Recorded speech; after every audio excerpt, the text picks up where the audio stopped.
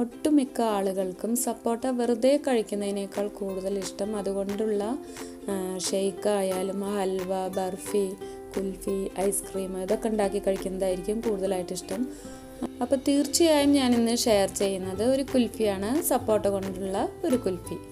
അപ്പോൾ അതിന് ഞാനിവിടെ 3 കപ്പ് പാലാണ് എടുത്തിട്ടുള്ളത്, 750 ml. അതൊരു പാത്രത്തിലേക്ക് ഒഴിച്ച് നമുക്ക് നന്നായി തിളപ്പിച്ചെടുക്കാം. ആദ്യം ഒരുപാട് ന്യൂട്രീഷ്യസ് ആയിട്ടുള്ള ഒരു ഫ്രൂട്ടാണ് കേട്ടോ ഈ സപ്പോട്ട. ഇതിൽ ധാരാളം ആൻറ്റി ഓക്സിഡൻസ് ഒക്കെ ഉള്ളത് കൊണ്ട് തന്നെ ക്യാൻസറിനെ പ്രതിരോധിക്കാനൊക്കെ നല്ലതാണ്. പിന്നെ ഇതിലുള്ള ടാനിൻ എന്നുള്ള ആൻറ്റി ഓക്സിഡൻറ്റും വളരെ നല്ലതാട്ടോ നമ്മുടെ ശരീരത്തിന്. ഇവിടെ പാല് തിളച്ചിട്ടുണ്ട്. ഇനി ഞാനിവിടെ നന്നായി പഴുത്ത 4 മീഡിയം സൈസിലുള്ള സപ്പോട്ടയാണ് എടുത്തിട്ടുള്ളത്. ഇതിൻ്റെ തൊലിയൊക്കെ ഒന്ന് കളഞ്ഞെടുക്കാം നമുക്ക്. പാല് നന്നായി തിളച്ച് കഴിഞ്ഞാൽ പിന്നെ അത് സിമ്മിലിടുക കേട്ടോ. നമ്മളെടുത്ത പാലിൻ്റെ പകുതി അളവ് വരെ അത് ചുരുങ്ങി വരണം. അപ്പോൾ അതുവരെ നമുക്കതൊന്ന് തിളപ്പിച്ചെടുക്കേണ്ടതുണ്ട്. ഇനി ഈ സപ്പോട്ടയുടെ ഉള്ളിലുള്ള കുരുവൊക്കെ നമുക്കൊന്ന് കളയണം. വളരെ ഈസി ആയിട്ട് കളയാൻ പറ്റും. നല്ല മധുരമുള്ള നന്നായി പഴുത്തതാണെങ്കിൽ നമുക്ക് ഒരു ചവർപ്പും ഇല്ലാതെ നല്ല ടേസ്റ്റി ആയിട്ടുള്ള കുൽഫി ഉണ്ടാക്കാൻ പറ്റും. ഇതിലുള്ള കുരുവൊക്കെ കളഞ്ഞെടുക്കുക. അപ്പോൾ ഇതേപോലെ ബാക്കിയുള്ള സപ്പോട്ട ഞാൻ റെഡിയാക്കി എടുത്തിട്ടുണ്ട്.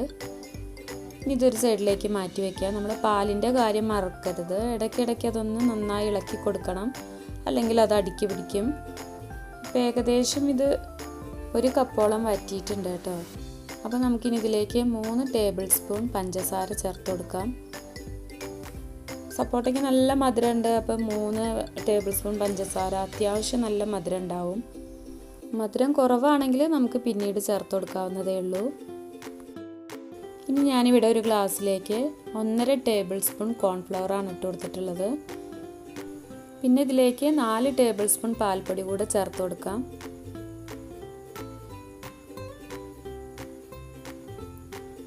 ഇനി അല്പം ചൂടുവെള്ളം ഒഴിച്ച് ഇത് നന്നായി ഒന്ന് മിക്സാക്കി എടുക്കുക.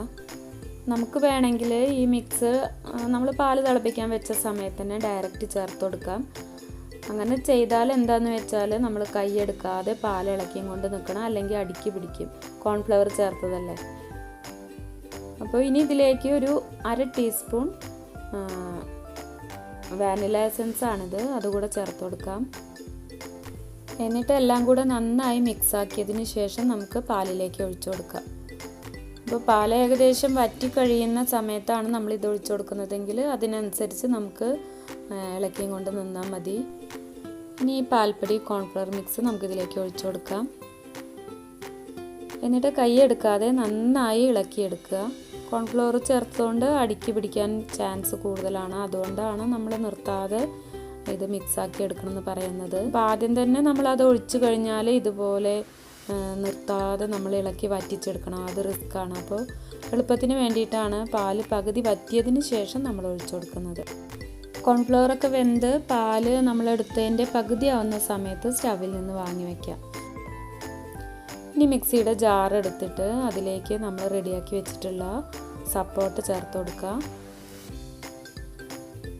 ഞാൻ അല്പം കൂടെ പഞ്ചസാര ചേർത്ത് കൊടുക്കുന്നുണ്ട് കേട്ടോ. കോൺഫ്ലവർ ചേർത്ത് വേവിച്ചപ്പോൾ ഇത്തിരി മധുരം കുറവുള്ള പോലെ തോന്നുന്നുണ്ട് കേട്ടോ. അപ്പോൾ സപ്പോട്ട ഞാൻ നന്നായി ബ്ലെൻഡ് ചെയ്തെടുത്തിട്ടുണ്ട്. ഇനി ചൂടാറിയ പാലിലേക്ക് ഇത് ചേർത്ത് കൊടുക്കുക. എന്നിട്ട് ജസ്റ്റ് ഒന്ന് മിക്സാക്കിയതിന് ശേഷം ഒരു 10 മിനിറ്റ് നമുക്ക് ഫ്രീസറിൽ വെച്ച് ഇത് തണുപ്പിച്ചെടുക്കണം. അപ്പോൾ ഒന്ന് മിക്സാക്കിയിട്ട് നമുക്ക് ഫ്രീസറിൽ വെച്ച് തണുപ്പിച്ചെടുക്കാം. അപ്പോൾ 10 മിനിറ്റിന് ശേഷം ഞാൻ ഒന്നുകൂടെ ബ്ലെൻഡ് ചെയ്യാൻ പോവുകയാണ്. നന്നായി തണുത്തിട്ട് നമ്മൾ ബ്ലെൻഡ് ചെയ്യുകയാണെങ്കിൽ നല്ലൊരു ക്രീമി ടെക്സ്ചർ ആയിരിക്കും കേട്ടോ. അതുകൊണ്ടാണ് നമ്മൾ ഫ്രീസറിൽ വെച്ച് ഒന്നുകൂടെ മിക്സിയിൽ അടിച്ചെടുത്തിട്ടുള്ളത്. അതിനുശേഷം ഞാനിത് 2 ബൗളിലേക്കായിട്ട് മാറ്റുന്നുണ്ട് കേട്ടോ.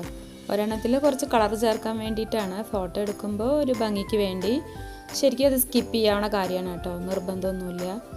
അപ്പോൾ കുറച്ചുള്ള മിക്സിലേക്ക് ഞാനൊരല്പം ഗ്രീൻ കളർ ചേർത്ത് കൊടുത്തിട്ടുണ്ട്.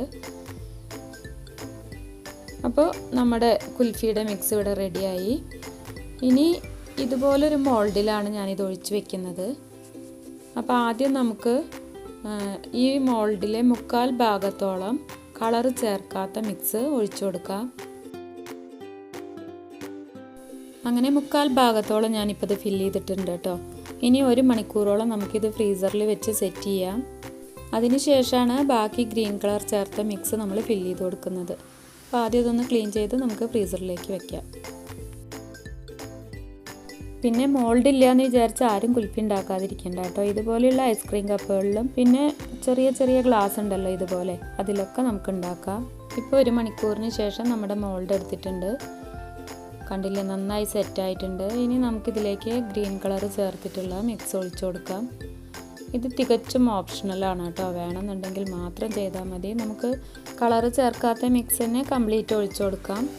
ഞാൻ ജസ്റ്റ് ഒരു കളറ് ഒരു ഷോയ്ക്ക് വേണ്ടി ചേർത്തുന്നേ ഉള്ളൂ. സത്യത്തിൽ എനിക്കും കളറിനോട് വലിയ താല്പര്യമില്ല, അതുകൊണ്ടാണ് ഞാൻ ലൈറ്റ് ഷെയ്ഡ് കൊടുത്തിട്ടുള്ളത്. ഫോട്ടോയ്ക്ക് ചെറിയൊരു ഭംഗിക്ക് വേണ്ടി മാത്രം. ഇനി ഈ മോൾഡിൽ തന്നെ ഉള്ള സ്റ്റിക്ക് വെച്ച് നമുക്കിതൊന്ന് കവർ ചെയ്തെടുക്കാം. അതിനുശേഷം ഓവർനൈറ്റ് ഫ്രീസറിൽ വെച്ച് നമുക്ക് സെറ്റാക്കി എടുക്കാം. അങ്ങനെ ഓവർനൈറ്റ് ഫ്രീസറിൽ വെച്ചിട്ടുള്ള നമ്മുടെ കുൽഫി ഇവിടെ റെഡി ആയിട്ടുണ്ട്. ആദ്യം നമുക്കൊരു പാത്രത്തിൽ കുറച്ച് വെള്ളം എടുത്ത് അതിലേക്ക് ഒരു 2 മിനിറ്റ് നമുക്കിതൊന്ന് ഇറക്കി വെക്കണം. അതിന് ശേഷമാണ് നമ്മൾ മുകളിൽ നിന്ന് നമ്മുടെ കുൽഫി ഇളക്കി എടുക്കുന്നത് കേട്ടോ. അപ്പോൾ പെർഫെക്റ്റായിട്ട് നമുക്ക് കുൽഫി ഇളകി കിട്ടും. അപ്പോൾ നമുക്കിനി ഇത് ഡിമോൾഡ് ചെയ്തെടുക്കാം. ഭയങ്കര ടേസ്റ്റാണ് കേട്ടോ ഈ കുൽഫിക്ക്. നിങ്ങളിതുവരെ കഴിച്ചിട്ടില്ലെങ്കിൽ തീർച്ചയായും ഉണ്ടാക്കി കഴിച്ച് നോക്കണം. അപ്പോൾ ഇന്നത്തെ ഈ വീഡിയോയും റെസിപ്പിയും എല്ലാവർക്കും ഇഷ്ടമായി എന്ന് വിചാരിക്കുന്നു. അപ്പോൾ നിങ്ങൾക്ക് ഇഷ്ടപ്പെട്ടിട്ടുണ്ടെങ്കിൽ നിങ്ങളുടെ ഫ്രണ്ട്സിനും റിലേറ്റീവ്സിനും ഒക്കെ ഷെയർ ചെയ്ത് കൊടുക്കുക. പിന്നെ സുലൈമാനി എന്ന ഈ ചാനൽ സബ്സ്ക്രൈബ് ചെയ്യാത്തവരുണ്ടെങ്കിൽ സബ്സ്ക്രൈബ് ചെയ്യണേ. കൂടെ ആ ബെല്ലൈക്കൺ പ്രസ് ചെയ്ത് ഓൾ എന്നുള്ള ഓപ്ഷൻ എനേബിൾ ചെയ്യുക. എങ്കിൽ ഞാൻ പുതിയ വീഡിയോസ് ഇടുമ്പോൾ നിങ്ങൾക്കതിൻ്റെ നോട്ടിഫിക്കേഷൻ ലഭിക്കും. അപ്പോൾ അടുത്ത് തന്നെ നല്ലൊരു വീഡിയോയുമായി കാണാം. ബൈ.